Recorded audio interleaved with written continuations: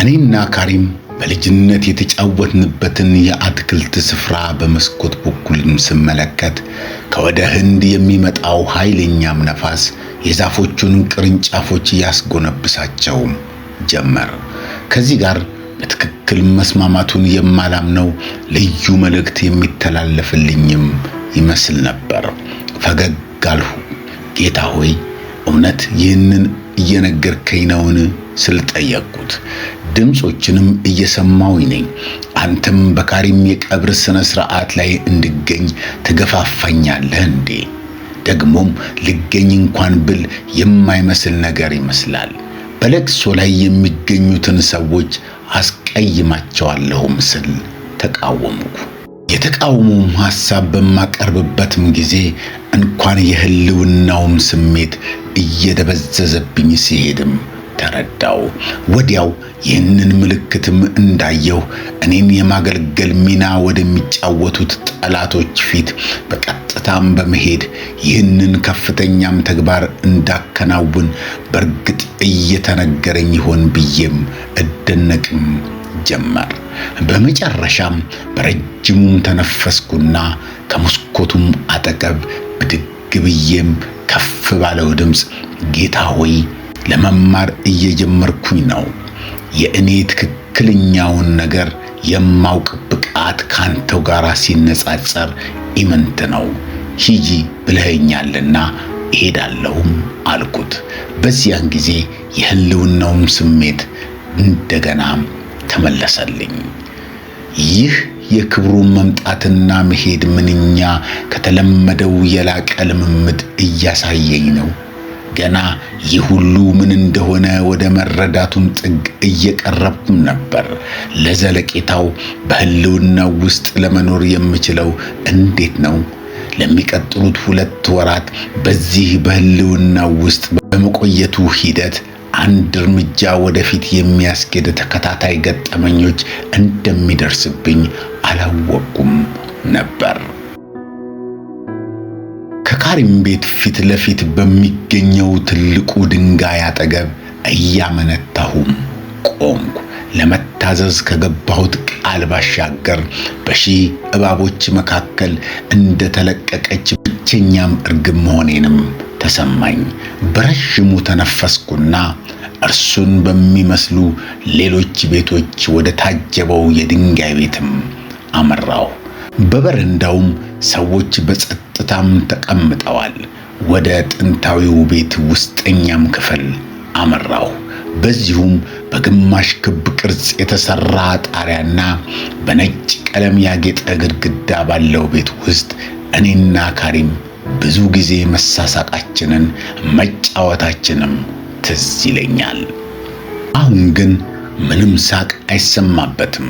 በጣም እቀርባት የነበረችው የአጎቴ ልጅ ተመለከትኳት።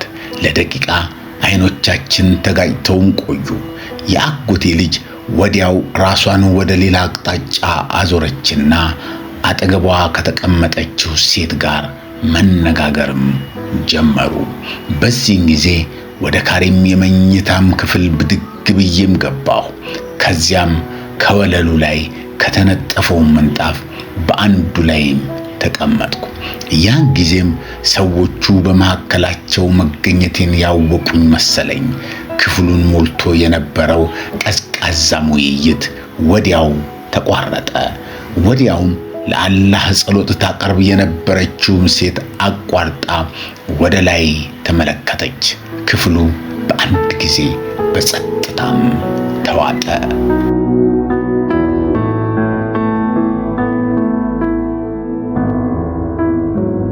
እኔ ምንም አልተናገርኩም። ከሰዎቹ ጋር ለመግባባትም ምንም ጥረት አላደረኩም። መሬት እያየሁ የራሴንም ጸሎት አደረግኩ።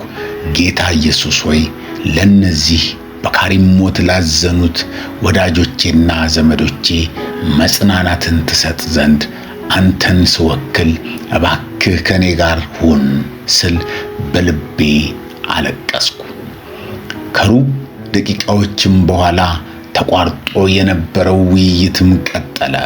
ይህ ለካሪም ባለቤት አክብሮቴን ለመግለጽ ጥሩ አጋጣሚም ነበር። ራሴን ያስሁና በሙስሊም እምነት መሰረት የሞተው ሰውዬ ገነት ከመግባቱም በፊት መላእክት ሊጠይቁት ሲመጡ ቁጭ ለማለት እንዲችል ተደርጎ በተሰራው ረጅም ሳጥን ውስጥ ወደ ተኛው የካሪም ክፍልም ገባው። ለካሪም ሚስት ሐዘኔታዬን ገለጽኩላትና በአዲስ የቀብር ጨርቅ ወደ ተሸፈነው የአጎቴ ልጅ አስከሬንም አመራሁ።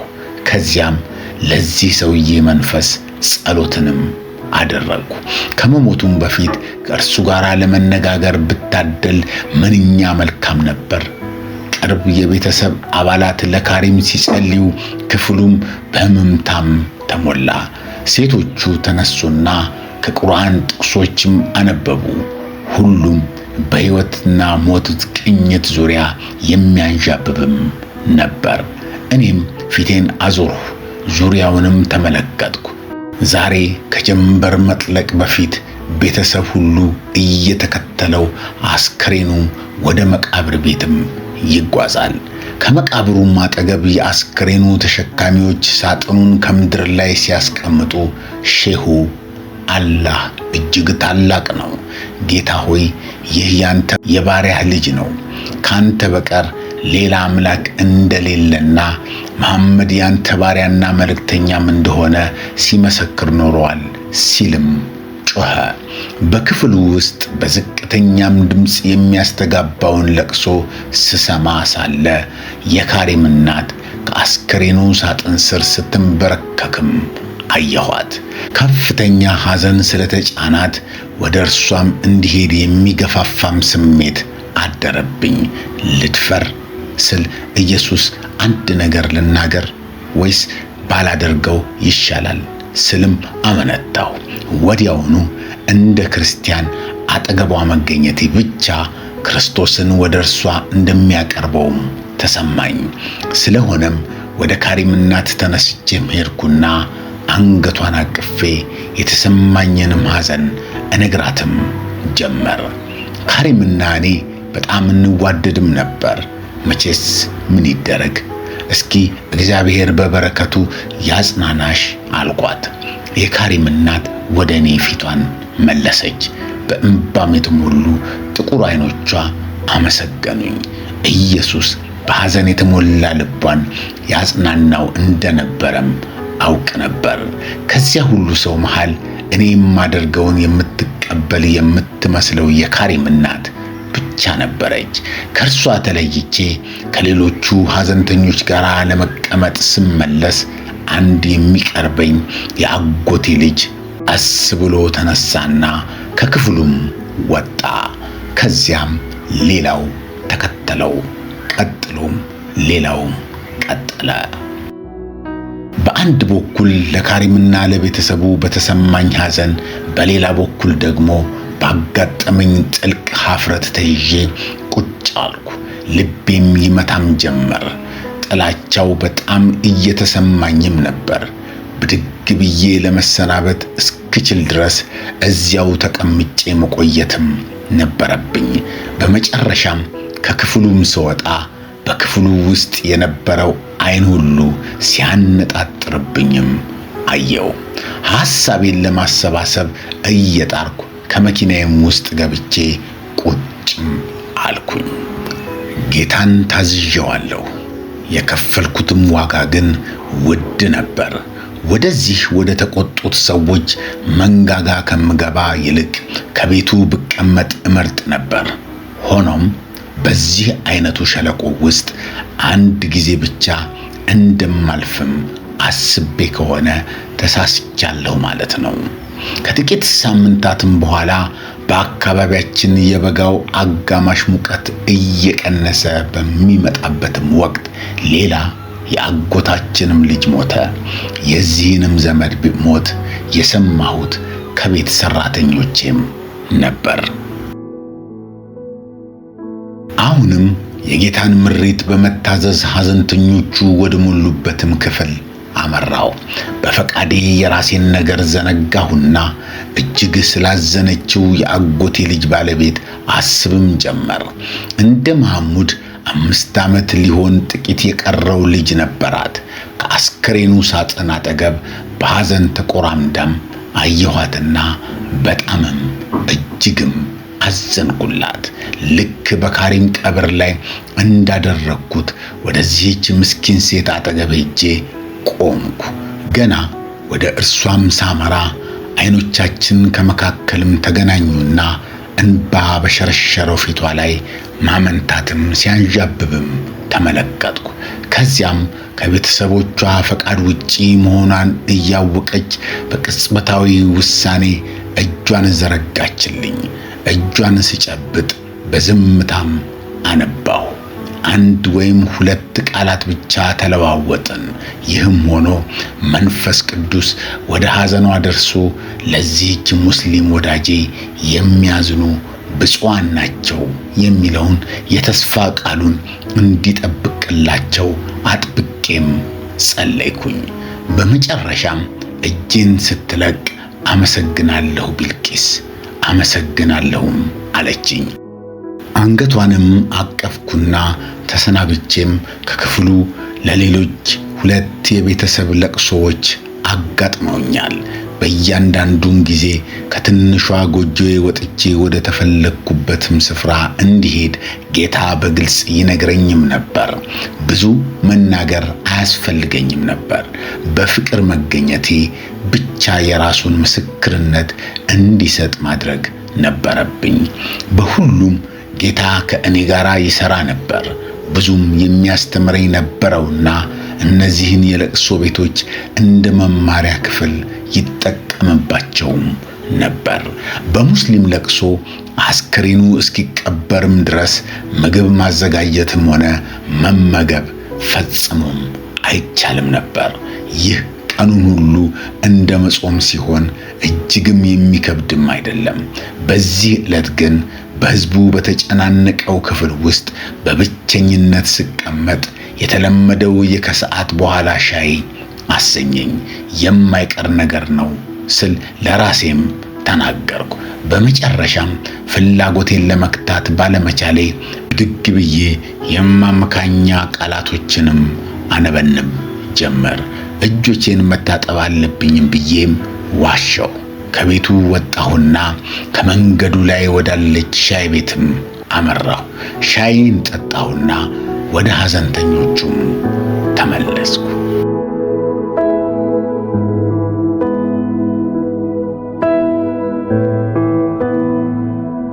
ከአጠገቤ ወዳጄ ተነስቶ የሄደ ይመስል ወዲያው ብቸኝነትም ተጫጫነኝ። ምክንያቱ ምን እንደሆነም አልጠፋኝም። የመንፈሱ አጽናኝ ህልውናውም ተለይቶኝ ነበር። ጌታ ሆይ ምን አጠፋው አልኩኝ። ወዲያውም ለሻይ ብዬ የማመካኛ ውሸት እንደተናገርኩም ትዝ አለኝ። ይሄ እኮ ቀላል ውሸት ነው አልኩኝ። መንፈስ ግን ሊያጽናናኝ አልፈለገም። ከእንግዲህ እነዚህን የእስልምና የለቅሶ ሥርዓቶች መከተል አያስፈልገኝም። ከዚህም በላይ ያለ ሻይ መቆየት እንደማልችል ታውቃለህ አልኩኝ። የመንፈስ ህልውናው አልሰማሽ አለኝ። ግን እኮ ሻይ ለመጠጣት እንደምወጣ ልነግራቸው አልችልም ነበር። ይሄ ስሜታቸውን ሊጎዳቸው ይችል ነበር ስል ሙግቴንም ቀጠልኩ። አሁንም ለውጥ አልተገኘም። እሺ አባቴ ሆይ ይገባኛል፣ መዋሸቴ ስህተት ነበር። ያንተን ድጋፍ ብቻ በመሻት መኖር ሲገባኝ የሰዎችን ድጋፍ መፈለጌ ስህተት እንደሆነም ተገንዝቤያለሁ። በጣም አዝኛለሁ ጌታ ሆይ አዝኛለሁ። በአንተ እርዳታ ይህንን ጥፋት ደግሜ አልሰራውም ተናዘዝኩ ብዬ እነዚህን ቃላቶች ስናገር አጽናኝ መንፈስ እንደ ወራጅ ውሃ አጥለቀለቀኝ። ህልውናው ሳይሰማኝ ሲቀር እንዳሳዘንኩትም አውቅ ነበር። ለመጨረሻም ጊዜ ህልውናውን እስካወቅኩበት ጊዜ ድረስ ጥፋት እስከማውቅ ድረስ ሁሉንም ተግባር፣ ቃል ወይም ሐሳብ እገመግምም ነበር። ስህተቴንም ሳውቅ ኃጢአቴን ተናዝዤ ይቅርታውንም እጠይቃለሁ። እየጨመረም በሚሄድ ድፍረት ይህንን ለማድረግም ተማርኩኝ። በእነዚህ የታዛዥነት መልመጃዎች የንስሐ ውብ ምስጢርም ተረዳው። ንስሐ በእንባ ጎርፍ መጥለቅለቅ ሳይሆን የትጋ እንደተሳሳትኩ በማወቅ በእርዳታውም ዳግም ላለመጥፋት የምወስንበት እንደሆነም ተረዳው። የራሴን ድካም ሳውቅ ጥንካሬውንም እሻም ነበር።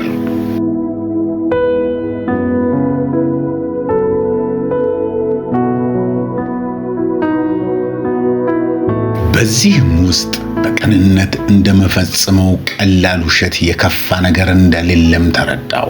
ውሸት ሁልጊዜም ውሸት ሲሆን ምንጩም የውሸት ሁሉ አባት የሆነው ሰይጣን ነው። ይህንን እያደገ የሚሄድ ክፉ ጠባይ ለማዳበር በቀላል ውሸቶች ይጀምራል። ውሸቶች ለታላላቅ ፈተናዎች ጠርጊያ መንገዶችም ያዘጋጃሉ። ሰይጣን መዋሸት ለሌሎች ሰዎች ማሰብ እንደሆነ አድርጎ ሹክ ይልብናል። እኛም እውነት ከሆነው ኢየሱስ ይልቅ ወደ ዓለም እናዘለብናለን። ምንም እንኳን ይህ ከዘመድ ለቅሶ ላይ የተማርኩት ትምህርት ቢሆንም የአዲስ ሕይወት መጀመሪያዬ ነበር። ውሸትን ሁሉ ለማጥፋት እንድነሳም አደረገኝ። ከዚያን ጊዜ ጀምሮ ቀላል ውሸት ለመናገር እንኳን ቢቃጣኝ ስለወሰንኩም አላደርገውም። አንድ ጊዜ ሚስዮናዊ ወዳጄ ወደማልፈልገው ስብሰባ እንዲሄድም ጋበዘኝ። ሌላ ጉዳይ እንዳለኝ በመግለጽ ማመካኘትም ልፈልግም አልኩኝ። ከውስጤ የማስጠንቀቂያ ምልክት ሲያቃጭልብኝ ሰማሁና ወዲያው ሐሳቤንም ሰረዝኩ። ወደዚያ ስብሰባ ልመጣ ባለመቻሌ አዝናለሁ በማለት ብቻ ማንንም እንደማልጎዳና በተመሳሳይ ጊዜ እንደማልዋሽም ተገነዘብኩ። በእንግሊዝ ሀገር ለነበረችው ጓደኛዬ ደብዳቤም ለመጻፍ ስቀመጥ ለደብዳቤዋ አፋጣኝ ምላሽ እንዳልሰጠሁ ከከተማ ወጣ ብዬም ስለነበረ መሆኑን ለማሰብም ሞከርኩ። ከዚያም ብዕሬን አቁሜ ማሰብ ጀመርኩ። ከከተማ ውጭ ስል ራሴን ጠየቅኩ። ሁልጊዜም እዚሁ ነበርኩ። ወረቀቱንም ቀዳድጄ እጥለውና ሌላ ጀምራለሁ። ውድ ወዳጄ እባክሽ ለግሩም ደብዳቤሽ ፈጣን መልስ ባለመጻፌ ይቅርታ እንድትይኝም እጠይቃለሁ።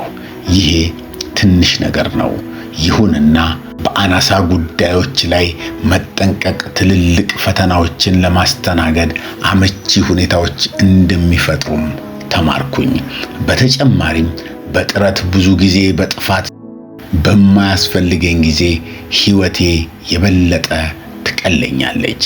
ቀስ በቀስ ክርስቶስን ዘላቂ ወዳጅ አድርጌ ለመጓዝ የወሰድኩት እርምጃም እየተሳካልኝም መጣ። በእርግጥ ይህ በቀላል የተከናወነ ነገር አልነበረም። ብዙ ጊዜ ወደ አሮጌ መንገዶች ለመመለስ ሲዳዳኝ ራሴንም አገኘዋለሁ። ይህም ሆኖ ከመታገል አልቦዘንኩም። በዚህ ሂደት ውስጥ አስቀድማችሁ የእግዚአብሔርን መንግሥት ጽድቁንም ፈልጉ፣ ይህም ሁሉ ይጨመርላችኋል የሚለው የተስፋ ቃል ተግባራዊን ገጽታዬን ተመለከትኩት። ምክንያቱም ለእግዚአብሔር የመጀመሪያውን ስፍራ ለመስጠት በሞከርኩ መጠን አንዳንድ አስፈላጊ ጉድለቶቼን ይሟሉልኝም ነበር። አንድ ከሰዓትም በኋላ ራሽም አድናቆት የሚነበብበት ገጽታም ይዛ ወደ ክፍሌም ገባች። አንዲት ሴት ከእንግዳ መቀበያው ክፍል ትጠብቅሻለችም አለችኝ። እኔም ማነች ስልም ጠየቅኳት። ባልሳሳት የካሪም እናት ናቸው ስትል መለሰችልኝ። በእርግጥም መሳሳት ነበረባት። የካሪም እናት ምን ብላ እኔ ቤት ትመጣለች? ማን ልትሆን እንደምትችልም እያሰላሰልኩ ወደ ክፍሉም ዘለቅኩኝ። ራሽም ያለችውም ትክክል ነበር። እንደገባሁም የካሪም እናት ዘላም ተጠመጠመችብኝ። እንባዋንም እያዘራች ቢልቂስ ለአንቺ አንድ ነገር ለመናገር ስል የግድ እቤትሽ መምጣት ነበረብኝ። በመጀመሪያ በለቅሶ ዕለት ከሕዝቡ መካከል አልለየውሽም ነበር፣ ግን ምን ያህል እንዳጽናናሽኝ ልነግርሽ እፈልጋለሁ። ከአንቺ ያገኘሁት አንድ ብቻ እንጃ አዲስ ነገር ነበር። ልዩና ሞቃት ስሜት እንዳደረብኝ ይሰማኛል አለችኝ። በመጨረሻም ለካሪም እናት በሐዘኗ ወቅት በቀጥታም ስለ ኢየሱስ እንድናገር ለምን እንዳልተፈቀደልኝም ተገነዘብኩ። ያ ሐዘኗን መታከሚያ ማድረግ ይሆን ነበር። አሁን ግን ሁኔታው ፍጹም የተለየም ነበር። በእንግዳ መቀበያ ክፍል ውስጥ ኢየሱስ ለእኔ ምንም ያህል ትርጉም እንደሚሰጠኝና ቀስ በቀስም አሮጌ መንገዶቼን እንዴት በሞቀ ስብዕናው እንደተካቸውም ልነግራትም ቻልኩ። እውነት ነው፣ ለሰዎች ታስቢያለሽ፣ ሐዘንም ለመካፈል ከልብሽ ጥረሻልም አለችኝ። የቆየችው ለአጭር ጊዜ ቢሆንም ግሩም ጊዜ ነበረን። ይህ ለእኔ በሁለት መንገዶች አበረታታኝም ነበር። መጀመሪያ ሌላው ሰው በእኔ ላይ ለውጥ ለማየት በመቻሉ ሲሆን፣ በሁለተኛ ደረጃ ይህ ቤተሰብ እኔን ማግለሉን የሚያቆምበት የተስፋ ጭላንጭል እንደሆነም አሰብኩኝ።